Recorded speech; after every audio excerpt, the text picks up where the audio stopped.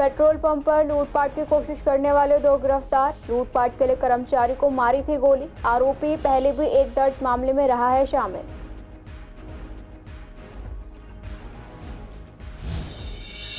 Pension नहीं मिलने से बुजुर्गों को हो रही है परेशानियां। पूर्वी दिल्ली के बुजुर्गों ने सरकार पर साधा निशाना। कहा, विधायक को फंड बढ़ाने के लिए पैसे हैं, लेकिन बुजुर्गों को पेंशन देने के लिए नहीं।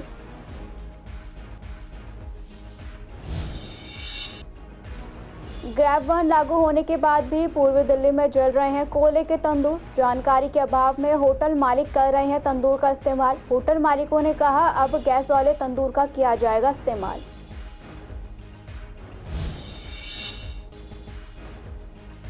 हर्ष विहार में भाइयों को चाकू मारने वाले बाकी आरोपियों की तलाश जारी। 3 आरोपियों में से अभी तक एक की हुई है गिरफ्तारी। आरोपी के पास से बाइक हो चुकी है बरामद।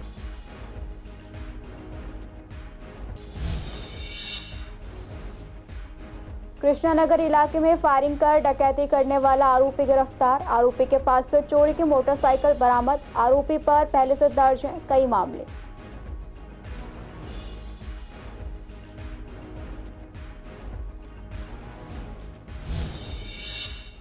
नमस्कार, आप देख रहे हैं CCN लाइव। मैं हूं आपके साथ दुर्गा शर्मा। आप सभी का स्वागत है हमारे खास कार्यक्रम पूर्वी दिल्ली खास में। बुलेटिन की शुरुआत करेंगे पूर्वी दिल्ली की अहम खबरों से।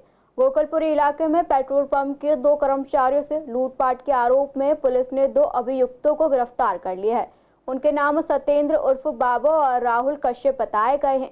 सत्येंद्र गोकलपुरी और राहुल भागीरथी विहार का रहने वाला है।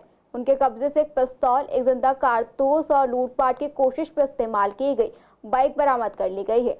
आपको बता दें कि इन दोनों बदमाशों ने 14 अक्टूबर को गोकलपुरी के पेट्रोल पंप पर लूटपाट की कोशिश की थी, जहां पर लूट का विरोध करने पर बदमाशों ने रविंदर नाम की कर्मचारी पर गोली चला दी थी और उसके बाएं हाथ में ये गोली लगी थी। इसके बाद बदमाश रकम लूटे बिना ही फरार हो गए थे। घायल को इलाज के लिए GTB अस्पताल में भर्ती कराया गया, जहां इलाज के बाद अब मैनेजर रविंदर को छुट्टी दे दी गई है। पुलिस ने इस मामले पर CCTV फुटेज को खंगाला तो उसमें सत्येंद्र उर्फ बाबा और राहुल की पहचान की गई। दोनों पहले भी 1 दर्जन मामले में शामिल रह चुके हैं। इन दोनों को आज सुबह पुलिस ने गिरफ्तार कर लिया। इस प्रकार वारदात के 24 घंटे के अंदर ही मामला सुलझा लिया गया। दिल्ली में पिछले करीब 7 साल से बुजुर्गों की पेंशन नहीं मिल पा रही है, जिसकी वजह से बुजुर्गों को काफी परेशानी हो रही है। आपको बता दें, साल 2018 से ही नई पेंशन बनना बंद हो चुकी है, यानी कि 60 साल से ऊपर के बुजुर्गों को दी जाने वाली पेंशन पिछले 7 साल से ठप पड़ी है, जिसकी वजह से बुजुर्गों को काफी परेशानी हो रही है। इसी पर आज हमने पूर्वी दिल्ली के बुजुर्गों से बात की, जिनकी उम्र 60 साल से ज्यादा है। बुजुर्गों का कहना है कि वो अपना जीवन लोगों के भरोसे बिता रहे हैं। सरकारी अस्पतालों में दवाइयां भी उपलब्ध नहीं है। अगर हम अपना इलाज किसी सरकारी अस्पताल में भी कराते हैं तो उसकी दवाइयां खरीदने के लिए हमारे पास पर्याप्त पैसे नहीं होते, इसलिए हमें पेंशन की काफ़ी ज़रूरत है।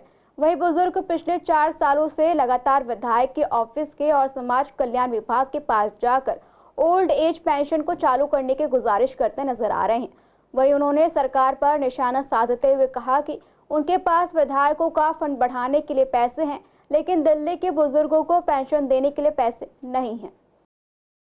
दिल्ली सरकार वादे तो बहुत करती है, प्रचार बहुत करती है, परंतु असलियत में ये कुछ नहीं कर रही। यहाँ तक कि बुज़ुर्गों को जो पहले पेंशन देती थी और उनका किस तरह भाई इस महंगाई में गुजारा हो जाता था, आज वो भी बंद कर दी है और हॉस्पिटल में दवाइयाँ भी नहीं हैं। तो उन बेचारों की ज़िंदगी जो है वो एक किस्म की ऐसी हो रही है दूभर कि वो पहले ही बुजुर्ग के होने से तकलीफ़ों में रह रहे हैं। अब ऊपर से पेंशन बंद होने से इतनी महंगाई में वो घर का खर्चा नहीं कर पाएंगे, भूखे मरने की नौबत आ गई है उन बेचारों की। 7 साल से पेंशन नहीं आ रही। अब बताओ, खाने पीने में दिक्कत पड़ती, क्या करूँ, निकल नहीं पाता, मैं अपलांग हूँ हैं। तो इसलिए मेरे का अगर हो जाए कृपा करके तो बड़ी मेहरबानी हो जाए। जो जिसको जायज़ है उसको मिलनी चाहिए। हर कोई आदमी जिसे नहीं मिलती उसे पता होता है। दशहरा के बाद प्रदूषण बढ़ने से दिल्ली की वायु गुणवत्ता खराब श्रेणी में जा रही है। बता दें, दिल्ली में प्रदूषण के खराब स्तर को देखते हुए CAQM ने मंगलवार सुबह 8 बजे ग्रैब वन को लागू कर दिया है, जिसके तहत कई चीज़ों पर पाबंदियां लगाई हैं, जिसके बाद अब होटल और रेस्टोरेंट में चल रहे तंदूरों पर बैन लगा दिया गया है। अब रेस्टोरेंट और स्ट्रीट फूड पर कोयले और लकड़ी का इस्तेमाल कर तंदूर नहीं जला सकते हैं।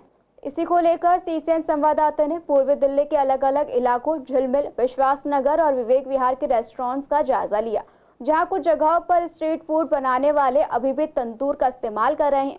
जब उनसे संवाददाता ने बात की तो उन्होंने कहा कि अभी उन्हें इन पाबंदियों के बारे में पूरी जानकारी नहीं है। हालांकि उन्होंने कहा कि सरकार के आदेश का पालन किया जाएगा और गैस के तंदूर का इस्तेमाल किया जाएगा। वहीं रेस्टोरेंट के मालिक ने जानकारी दी कि वो केवल गैस के तंदूर का इस्तेमाल करते हैं। जलाएंगे क्या बताएं, अब उसमें समस्या तो ये है कि हमें महंगा पड़ता है वो गैस बहुत महंगा पड़ता है। ये तो हमारे लिए दिक्कत ही है उसमें। तो इस टाइम तो माननी पड़ेगी, और क्या करें फिर, माननी तो पड़ेगी प्रदूषण को देखते हुए। बिल्कुल मानेंगे सर। अब मतलब अगर लकड़ कोयले पे नहीं जलाएंगे तो तंदूर कैसे चलेगा? गैस पे चलेगा सर, लेकिन वो थोड़ा महंगा पड़ता है, अपनाना वो पड़ेगा सर। रेट भी वही रहेगा, हमारा रेट भी नहीं बढ़ा सकते।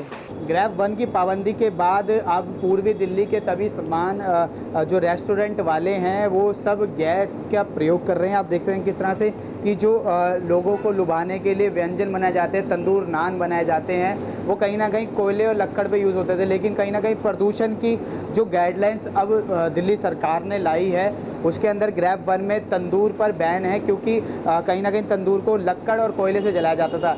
अब उनको कहा गया है कि वो गैस पर प्रयोग करें। और ऐसे जब हमने पूर्वी दिल्ली के तमाम रेस्टोरेंट में जायज़ा लिया तो वहाँ पर हमें जो तंदूर है वो गैस पर ही जलता पाया गया। तो कहीं ना कहीं रेस्टोरेंट वाले भी दिल्ली में बढ़ते प्रदूषण का साथ दे रहे हैं और ग्रैब 1 का जो पालन है वो पूरी तरह से किया जा रहा है। वहीं कहीं कुछ ढाबे वालों पे तंदूर जलता पाया गया था, लेकिन उन्होंने भी कहा कि हम सरकार की बात मानेंगे और अब गैस पे ही तंदूर जलाएंगे जब तक ग्रैब 1 की पाबंदियां हट नहीं जाती। वीडियो जर्नलिस्ट अतुल भारद्वाज के साथ विवेक पठान, सीसीएन दिल्ली।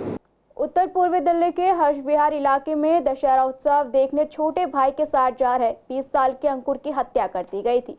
इस हत्या में शामिल एक आरोपी को पुलिस गिरफ्तार कर चुकी है और बाकी आरोपियों की तलाश जारी है। गिरफ्तार आरोपी की पहचान 22 साल के विकास के तौर पर की गई है।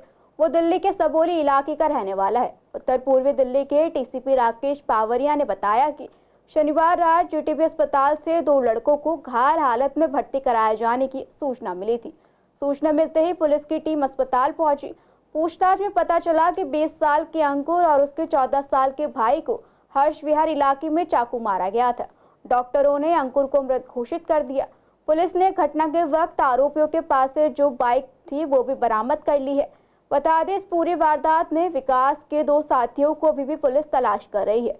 पुलिस का कहना है कि दोनों की पहचान कर ली गई है और दोनों आरोपियों की गिरफ्तारी के लिए उनके ठिकानों पर छापेमारी की जा रही है। डीसीपी ने आगे जानकारी दी कि छोटे भाई की हालत खतरे से बाहर है और उसे अस्पताल से छुट्टी दे दी गई है। उसने पूछताछ में बताया कि वो अपने बड़े भाई अंकुर के साथ दशहरा उत्सव देखने के लिए गया था। रास्ते में बाइक टच होने को लेकर उनकी बाइक सवार लड़कों से कहासुनी हो गई। बाइक सवार तीनों लड़कों ने दोनों भाइयों पर चाकू से हमला कर दिया और फरार हो गए। शादरा जिला की पुलिस ने डकैती के मामले में वांछित एक आरोपी को गिरफ्तार कर लिया है। आरोपी के पास से पिस्तौल, 2 जिंदा कारतूस और एक चोरी की अपाची मोटरसाइकिल भी बरामद कर ली गई है। गिरफ्तार आरोपी की पहचान सोनिया विहार निवासी 23 साल के शिवम के रूप में की गई। बता दें कि आरोपी पर छीना झपटी, चोरी और आर्म्स एक्ट के तहत पहले से ही 15 मामले दर्ज हैं और आरोपी की गिरफ्तारी से चोरी का एक मामला सुलझाया गया। दरअसल आरोपी ने थाना कृष्णानगर इलाके में 10 अक्टूबर को खाली फायरिंग के बाद डकैती की थी, जिसके बाद आरोपी को पकड़ने के लिए एक टीम का गठन किया गया।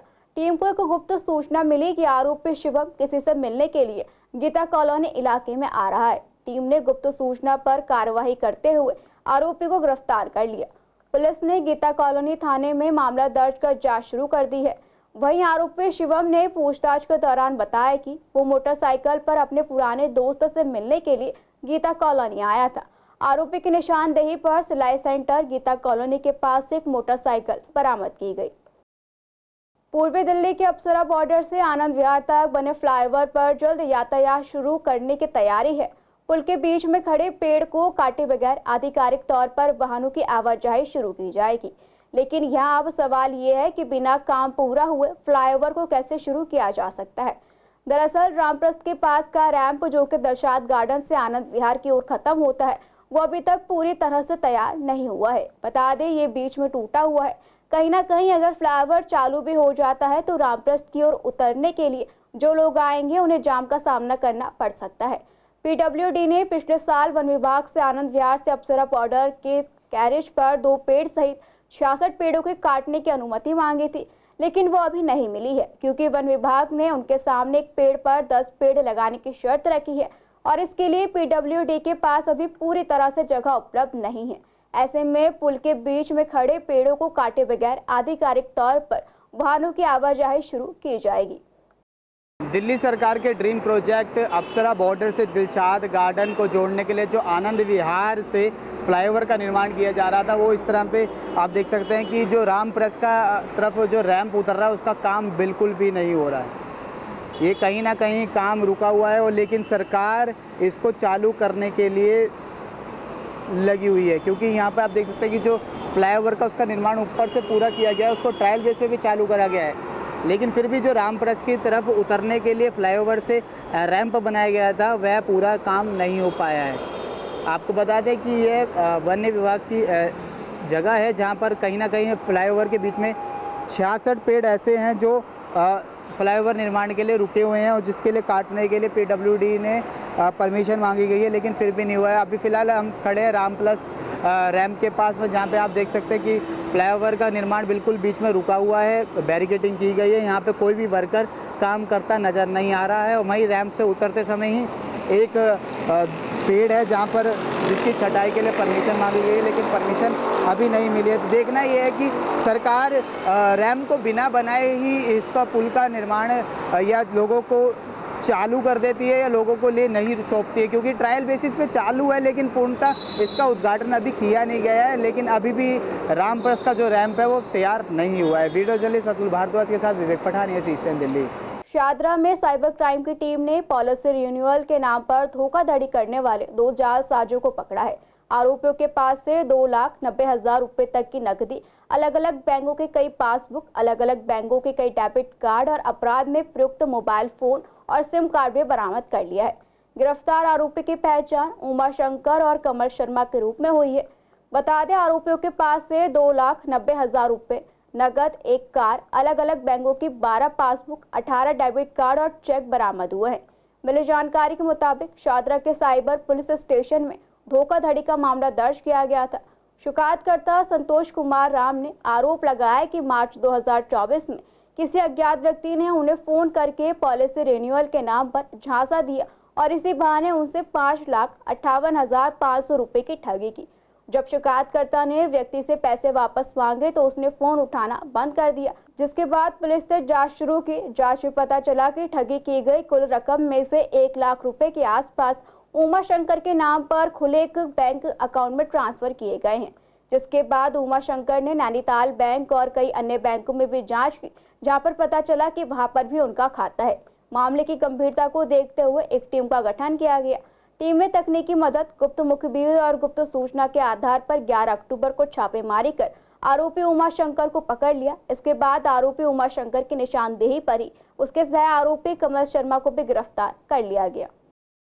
शादरा जिला की एएसपी सेल ने बुजुर्ग महिलाओं के साथ ठगी करने वाले लिफाफा गैंग का भंडाफोड़ करते हुए इस गैंग में शामिल 3 बदमाशों को गिरफ्तार कर लिया है। गिरफ्तार बदमाशों के पास से एक कार, एक फेक नंबर प्लेट और एक गोल्ड इयररिंग बरामद हुई है। गिरफ्तार आरोपी की पहचान त्रिलोकपुरी निवासी सागर, चंदन और भोपुरा निवासी विक्की के तौर पर की गई है। बता दें कि डीसीपी प्रशांत गुप्ता ने जानकारी दी कि 26 सितंबर को जीटीबी एनक्लेव थाना में एक बुजुर्ग महिला से गोल्ड इयररिंग की ठगी की शिकायत मिली थी। महिला की शिकायत पर मुकदमा दर्ज कर जांच शुरू की गई। अपनी शिकायत में महिला ने जानकारी दी कि वो दिलशाद गार्डन के सीएनजी पेट्रोल पंप के पास पोते को स्कूल से लाने के लिए रिक्शे का इंतजार कर रही थी। इसी दौरान एक कार उसके सामने आकर रुकी और उसने बुजुर्ग महिला से पूछा कि उन्हें कहाँ जाना है। महिला ने बताया कि उसे भजनपुरा जाना है। कार सवार ने कहा कि वो भी उधर ही जा रहा है, वो उसे छोड़ देंगे। महिला कार में बैठ गई। कार में 2 लोग पहले से ही बैठे हुए थे। कार जब एसडीएम ऑफिस नंदगिरी के पास पहुंची तो कार सवार ने महिला को कहा कि पुलिस आके चेकिंग कर रही है, वो अपने इयररिंग उतार दे और दिए गए एनवेलप में रख दे। महिला ने इयररिंग उतार कर लिफाफे में रख दिया। कुछ समय बाद अंबेडकर गेट के पास कार सवार ने महिला को उतार दिया और उसे लिफाफा भी दे दिया। जब महिला ने एनवेलप खोला तो वो खाली था। मामले की गंभीरता को देखते हुए एक टीम का गठन किया गया। टीम ने घटनास्थल के आसपास लगे सीसीटीवी फुटेज को खंगाला, जिसमें कि आरोपी सागर और विक्की की पहचान कर ली गई। इसके बाद उन्हें गिरफ्तार कर लिया गया। इनसे पूछताछ के बाद उनके तीसरे साथी चंदन को भी पकड़ लिया गया। अग्रवाल सेवा संगठन द्वारा पूर्वी दिल्ली के सीबीडी ग्राउंड के बैंक्वेट हॉल में सोमवार के दिन दिवाली मेला आयोजित किया गया, जिसमें कि व्यापारियों के साथ साथ अग्रवाल समाज के कई माननीय लोग भी मौजूद रहे। कार्यक्रम की शुरुआत गणेश वंदना और दीप प्रज्वलन के साथ की गई। आपको बता दें, मेले में कई तरह की प्रतियोगिताओं का भी आयोजन किया गया था, जिसमें लोगों ने बढ़ चढ़कर हिस्सा लिया और प्रतिभागियों को पुरस्कार भी दिए गए। इसके साथ ही स्कूली छात्रों और करवा चौथ प्रतियोगिताओं में हिस्सा लेने वाली महिलाओं को विशेष सम्मान से नवाजा गया। बता दें, सीसीएन संवाददाता ने आयोजकों से बात की। उन्होंने बताया कि ये मेला पिछले 10 सालों से दिवाली के मौके पर हर साल लगाया जा रहा है, जिसमें कई लोग बढ़ चढ़कर भाग लेते हैं। उन्होंने आगे बताया कि मेले में कई स्टॉल लगाए गए, जहां लोगों ने जमकर खरीदारी भी की। मेले में एलईडी शो, लाइव म्यूजिक और सांस्कृतिक कार्यक्रम का आयोजन किया गया था। पिछले 10 वर्षों से हम ये कार्यक्रम करते आ रहे हैं। संस्था के लगभग 2500 परिवार हैं जिनको हम सबको इनवाइट करते हैं और एक अच्छा मंच देते हैं गेट टुगेदर के लिए, जिससे वो अपने परिवार के साथ जो अपने घर में मनाते हैं, यहाँ बड़े परिवार के साथ दिवाली मनाए। हम उनको करवा चौथ, दिवाली, नवरात्रे सभी की शुभकामनाएं देते हैं, क्योंकि हमारे ये त्यौहार एक साथ चलते हैं। दशहरा पूर्ण हुआ है, दिवाली की और बढ़ रहा है। समाज के बहुत लोग यहाँ इकट्ठा हुए हैं। मैं बहुत बहुत बधाई देता हूँ, शुभकामनाएं देता हूँ और आपके चैनल के माध्यम से पूरी दिल्ली के निवासियों को दीपावली पर्व की बहुत बहुत शुभकामनाएं। दशहरा दिवाली अच्छा बीता दिल्ली वालों के लिए, पोल्यूशन ज़्यादा नहीं हुआ, अच्छा बीता, स्वच्छ रहा और अब दिवाली भी बहुत अच्छी बीते, शांतिपूर्वक बीते। दिवाली मेले का आयोजन करते हैं, बहुत अच्छा आयोजन करते हैं और सभी सम्मानित लोगों को बुलाते हैं, उनका स्वागत करते हैं और बहुत अच्छा स्टॉल वगैरह लगाते हैं, जिससे लोगों को भी अच्छा लगता है। सभी सम्मानित पदाधिकारियों का हम शुभकामनाएं देते हैं, धन्यवाद देते हैं दीपावली के इस अवसर पर, क्योंकि दीपावली एक महापर्व है। पूरे भारत का, पूरे विश्व का ये पर्व एक ऐसा पर्व होता है जहाँ पर दीप उत्सव होते हैं और इतना सुंदर कार्यक्रम इन्होंने रखा है। यहाँ कार्यक्रम के माध्यम से जो खाटू भगवान हैं, उनका शीश का दान कैसे हुआ, उसकी नाटिका दिखाई गई है। इसके अलावा जो 10वीं और 12वीं कक्षा के छात्र हैं, जो 80% लेके पास हुए अग्रवाल समाज के, उन सभी को पुरस्कृत किया गया है। और अभी दांडिया यहाँ पे होने वाला है, नृत्य यहाँ पे चल रहा है। कार्यक्रम अग्रवाल सेवा संगठन के अध्यक्ष योगेंद्र अग्रवाल जी ने बहुत ही भव्य कार्यक्रम किया है। इस कार्यक्रम के लिए सभी आयोजकों को बहुत बहुत शुभकामनाएं देती हूँ। इनफैक्ट मैं तो अर्चना जी को धन्यवाद करूँगी मुझे जज बनाने के लिए। जो डांस कंपटीशन और करवा चौथ कंपटीशन था, कितना ज़्यादा देखने को मिला महिलाओं के बीच में, बहुत ज़्यादा इतना सुंदर डांस का परफॉर्मेंस, प्लस करवा इतना सुंदर डेकोरेट कर रखा था कि समझ में नहीं आ रहा था किसको फर्स्ट प्राइज दें, किसको सेकेंड दें। ये अपने आप में पुलिस समाज को एकत्रित करके जोड़कर सब परिवार को एक साथ रखने की प्रेरणा देता है। मैं धन्यवाद करता हूँ सभी अग्रवाल सेवा संगठन के सभी पदाधिकारियों का, सभी लोगों का, जिन्होंने इतना बड़ा प्रोग्राम यहाँ पर किया और सारे समाज को एकत्रित होकर उन्हें एक प्रेरणा दी कि हम सबको यहाँ पर मिलके एक साथ मिलजुल कर रहना चाहिए और हर त्यौहार मिलकर मनाना चाहिए। इससे बढ़िया कोई मौका हो नहीं सकता। सबसे पहले मैं यहाँ के आयोजक अग्रवाल सेवा संगठन को बधाई देता हूँ कि एक अच्छा कार्यक्रम उन्होंने किया है और समाज सेवा के लिए वो कार्यरत हैं। इस बात की मेरे को बड़ी खुशी है कि यहाँ के आयोजक जो हैं नई प्रतिभाओं को प्रोत्साहित कर रहे हैं और उनको एक अवार्ड और सम्मानित करने का उनका लक्ष्य है। यह एक समाज सेवा की दिशा में एक अच्छा कदम है। शरदीय नवरात्रि की पहला जो नवरात्रा होता है, महाराज अग्रसेन जी की जयंती होती है और जितने भी अग्रबंधु पूरे देश और विश्व में ये उत्सव मनाते हैं, उसी उत्सव में अग्रवाल सेवा संगठन द्वारा ये मनाया गया है। फिलहाल पूर्वी दिल्ली खास में इतना ही। खबरों के लिए बने रहिए सीसीएन लाइव के साथ।